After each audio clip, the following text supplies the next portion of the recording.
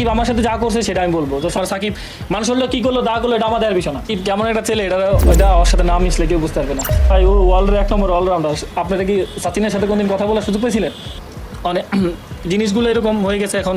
ওরা আজকে এমপি ছিল দেখে প্রবলেম, বাট এমপির জায়গায় আমার ফ্রেন্ডের জায়গায়, কারণ আমি আজকে ফ্রেন্ড নাও স্কুল লাইফের ফ্রেন্ড। আমার কোনো বিপদ এলে ওর বিপদ এলে আমি সবার আগে আসতাম, ও আমার কোনো বিপদ এলে ও সবার আগে আসতো। আমি যখন ক্রিকেট থেকে একদম মানে অপারেশন থেকে দূরে চলে গেছিলাম তখন আমার বলতো যে তুই ভালো খেল, তোর ন্যাশনাল টিমে নেওয়া বা বিপিএল নেওয়ার জন্য আমার দায়িত্ব। তাই করছে আমার, তাই হেল্প করছে আমার। Sakib is my best friend ভাই। আমার সাকিব মানুষ হলো কি করলো দা করলো এটা আমাদের বিষয় না। সাকিব আমার সাথে যা করছে সেটা আমি বলবো। তো সাকিব আমার অনেক হেল্প করছে, অনেক জায়গাতে আমার হেল্প করছে সাকিব।